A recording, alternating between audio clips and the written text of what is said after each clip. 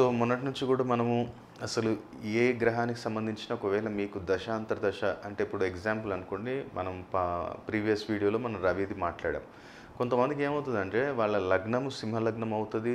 సింహలగ్నానికి రవి మేషరాశిలో ఉచ్చ స్థితిలో ఉన్నప్పుడు కూడా -డిగ్రీస్లో ఉండటం వల్ల ఎలాంటి రిజల్ట్ ఇవ్వకపోవటం, అలాగే వాళ్ళకి ఇంకా లైఫ్లో ఎట్లాంటి స్టెబిలిటీ లేకపోవటము, ఇంకా స్ట్రగుల్ అవ్వటం అనేది జరుగుతుంది. పాపం చూస్తేనేమో వాళ్ళు ఎక్కడ జాతకం చూపిస్తేనేమో అరే నీకేంద్ర బ్రహ్మాండంగా రవి మహాదశ నడుస్తుంది, లగ్నాధిపతి యొక్క దశ నడుస్తుంది, లగ్నాధిపతి మంచి మేషరాశిలో వచ్చే స్థితిలో ఉన్నాడు, మంచి కెరియర్ ఉండాలి అంటే నాది ఏం లేస్తారని చెప్పి వాళ్ళు అంటారు.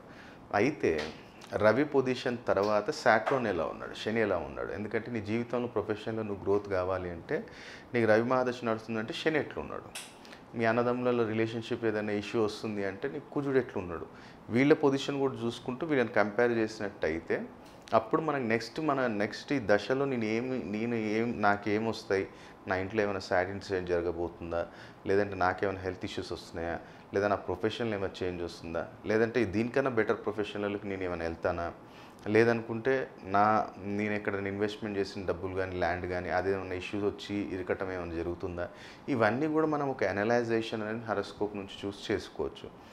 సరే సార్ నాకు డేట్ ఆఫ్ బర్త్ టైం లేదు అనుకుంటే దెన్ ప్రశ్నాశాస్త్రం ఉంటుంది, మీరు వచ్చినప్పుడు ప్రశ్నాశాస్త్రము, లేదంటే మీరు వచ్చిన టైంలో పర్టికులర్ ఆ టైంలో ఒక లగ్నం వేసుకొని దాని ప్రకారంగా కూడా మనం ఒక క్యాల్కులేషన్ వేయటం జరుగుతుంది. లేదు అనుకుంటేనేమో మన చేతిరేఖలు హస్త సాముద్రికం కూడా చూసి తెలుసుకోవచ్చు. లేదు అనుకుంటేనేమో జస్ట్ మన నేమ్తో కూడా మన నెక్స్ట్ 20 ఇయర్స్ మనం ఎలా ఉండబోతున్నాయి, ఏ పీరియడ్లో ఎలా ఉండబోతుంది అన్నది కూడా న్యూమరాలజీ ప్రకారంగా మనం తెలుసుకోవచ్చు. కాబట్టి అందుకని నేను ఎంతోమంది ఇప్పుడు నా దగ్గరికి వచ్చి డైలీ ఒక 15 మంది కన్నా ఎక్కువ చూడలేము, మన కెపాసిటీ కూడా అంత ఉంది. ఎందుకంటే మినిమం ఒకళ్ళకి 20 to 25 మినిట్స్ మనం ఇవ్వాలి, వాళ్ళకి ఎక్స్ప్లెయిన్ చేయాలి. కాబట్టి డైలీ 15 మెంబర్స్ కన్నా ఎక్కువ చూడలేము. ఏదో 5 నిమిషాలు ఎల్లగొట్టేటట్టయితే అమిత్ రాజ్ దగ్గర కాదు, కూర్చొని వాళ్ళకి మొత్తం న్యూమరాలజికల్గా కూడా వాళ్ళకి ఎక్స్ప్లెయిన్ చేసి ఆస్ట్రాలజికల్గా రెమెడీస్, అలాగే ఆస్ట్రోవాస్తు అంటే ఇంట్లో ఏ కలర్స్ ఉండాలి, ఏ డైరెక్షన్ అయితే మీకు బాగా కలిసి వస్తుంది, ఇలాంటివన్నీ కూడా మనం వాళ్ళకి ఎక్స్ప్లెయిన్ చేయడం జరుగుతుంది. అందుకని ఏంటంటే ఒక ఆస్ట్రాలజర్ని కలిసి మళ్ళీ న్యూమరాలజిస్ట్ని కలిసి ఒక పామిస్ట్రీని కలిసి ఒక ఆస్ట్రోవాస్తుని కలిసి ఇవన్నీ కలవాలి అంటే మీకు టైం వేస్ట్ అవుతుంది, అమౌంట్ అనేది చాలా అవుతుంది. కాబట్టి మీకు దగ్గరలో ఉంటే ఎవరైనా మనలా కలవండి, లేదనుకుంటే మనల్ని ఫోన్ అపాయింట్మెంట్ తీసుకొని మాట్లాడచ్చు, లేదా డైరెక్ట్ అయినా హైదరాబాద్లో ఉంటాం వచ్చి కలవచ్చు. సో ఈరోజు మనం తెలుసుకోబోయే గ్రహం ఏంటంటే, ఒకవేళ మీకు చంద్రమహాదశ జరుగుతుంది అని చెప్పారు, ఒకవేళ చంద్రుడు వృషభ రాశిలో మంచి ఉచ్చస్థితిలో ఉన్నాడు అనుకోండి, కర్కాటక లగ్నమే అయింది లేదా మిథున లగ్నమే అయింది, ఈ లగ్నాలకి మంచి యోగకారకుడు చంద్రుడు, మంచిగా వృషభ రాశిలో ఉచ్చ స్థితిలో ఉన్నాడు అనుకోండి, బ్రహ్మాండం, పీస్ ఆఫ్ మైండ్ కానీ, క్రియేటివిటీ, ఆలోచన, డైజెషన్ సిస్టమ్, బాడీలో బ్లడ్ సర్క్యులేషన్ కానీ పర్ఫెక్ట్గా ఉంచుతాడు. మదర్ తోటి రిలేషన్షిప్ బాగుంటుంది, వైఫ్ అండ్ హస్బెండ్లో మ్యూచువల్ అండర్స్టాండింగ్ బాగుంటుంది. అలాగే ఎక్కడైనా సరే కానీ ఒక స్థిర నిర్ణయం తీసుకుని అంటే స్టడీగా నేను చేయాలి అంటే ఖచ్చితంగా దాని మీద నుంచొని వాళ్ళ కెరియర్ అనేది ఆ వేలో వెళ్ళి వాళ్ళు మంచి మంచి డిజైనర్స్ కావచ్చు, మంచి యాక్టర్స్ కావచ్చు, లేదంటే మంచి రైటర్స్ కావచ్చు, ఆర్టిస్ట్ కావచ్చు, ఇట్లా చాలా వాళ్ళు నచ్చిన ఫీల్డ్లలో చాలామంది ఎక్స్ట్రాడినరీ లెవెల్లో చంద్రుడు బాగున్నప్పుడు వెళ్తారు. అలాగే ఒకవేళ చంద్రుడు నెగిటివ్ ఉన్నాడు అంటే టోటల్ దీనికి ఆపోజిటే ఉంటుంది, కాన్ఫిడెన్స్ లెవెల్ డౌన్ ఉంటుంది, ఆటోమేటిక్గా digestion system, blood circulation issues అనేది ఇబ్బంది పెడుతుంది, ఊకెన్ చేతులు తిమ్మిరి లెక్కటం, బాడీలో పెయిన్ ఉండటం, మైండ్ అనేది స్టేబుల్గా ఉండలేకపోవటం, అమాసకు ముందు ఏదో పిచ్చి ఒక 2 రోజుల ముందు నుంచి కూడా ఏదో ఒక ఇబ్బందికి పెట్టడము, ఇవన్నీ కూడా చంద్రుడు నెగిటివ్ ఉన్నప్పుడు ఆటోమేటిక్గా జరుగుతాయి. చంద్రుడు ఎప్పుడైతే నెగిటివ్ ఉంటాడో శివారాధన మొదలు పెట్టండి. ప్రతి సోమవారం కూడా పాలతోటి శివలింగానికి అభిషేకం చేయించండి. దాంట్లో కొన్ని పాలు తీసుకొని దాంట్లో ఇంకా ఎక్స్ట్రా కొన్ని పాలు కలిపేసి స్ట్రీట్ డాగ్స్ పెట్టండి. ఎంత ప్రశాంతంగా డైజెషన్ సిస్టము క్లియర్ అవుతుంది, మనశ్శాంతి ఉంటుంది, పిచ్చి పిచ్చి ఆలోచనలు ఉండవు, ప్రశాంతంగా ఉంటాం. దాంతోపాటు పౌర్ణమి రోజు చిన్నపిల్లలకు, ఆడపిల్లలకి ఎవరైనా స్వీట్ తినిపియండి.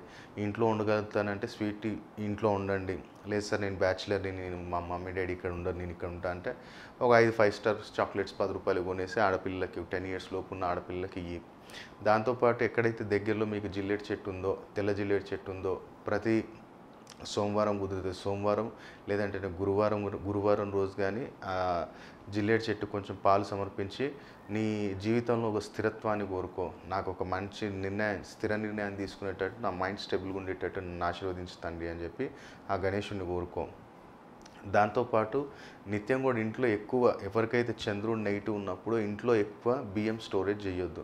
అప్పట్లో మన పాతకాలం చూసినట్టయితే బాత్రూమ్స్ మనకు బయట ఉండేది, స్టోరేజ్ పక్కన ఉండేది, కిచెన్లో ఓన్లీ మనకి నీడెడ్ ఐటమ్ మాత్రం లిమిటెడ్లో మనం పెట్టుకునేది. ఇప్పుడు ఏమవుతుంది, కిచెన్లోనే అన్నీ ఉంటున్నాయి, స్టోరేజ్ వీరేజ్ తీసుకొచ్చి అన్నీ అందులోనే పడేయటం.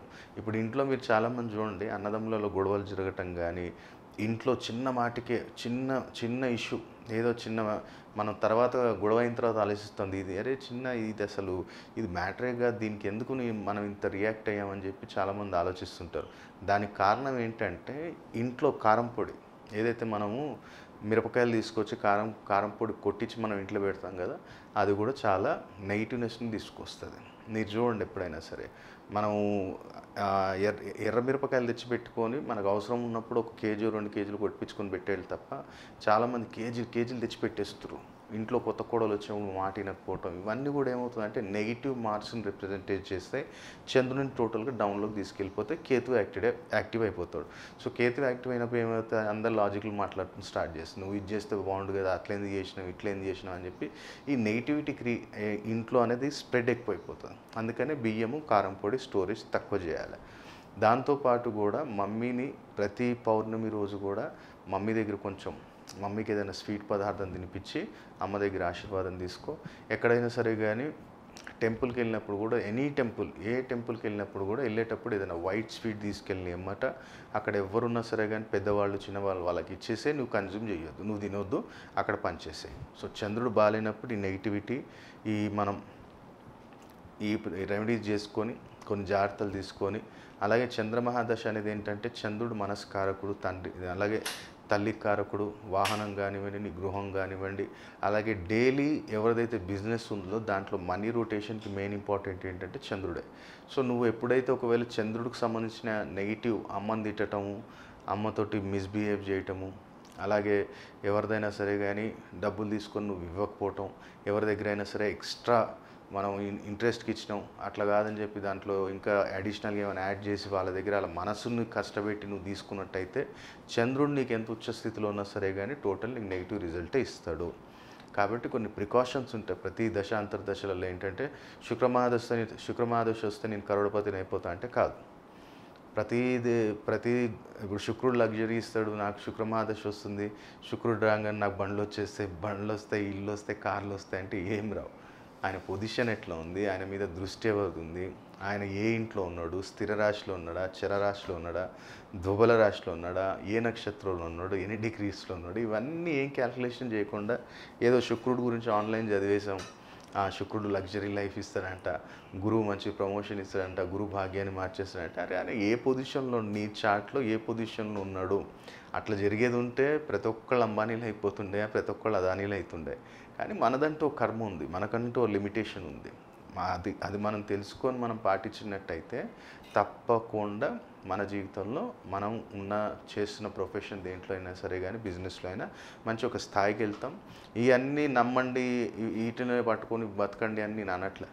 నీ కష్టం నువ్వు చేయి, కష్టంతో పాటు కొంచెం గుడ్ లక్ని తోడు చేసుకో. అదృష్టాన్ని తోడు చేసేదే జ్యోతిష్యం కానీ గణిత సంఖ్యాశాస్త్రం. సో వాటిని సపోర్ట్ తీసుకొని సార్ ఇలాంటి నెగిటివ్ కొంచెం రాబోతుంది, అప్పుడు మీరు జాగ్రత్తగా ఉండాలి, రెమెడీస్ చేసుకోండి అంటే ఆటోమేటిక్గా చేసుకున్నారు అంటే మీకే బెనిఫిట్ వస్తుంది. కాబట్టి వీడియో మీకు నచ్చినట్టయితే లైక్ చేయండి, షేర్ చేయండి.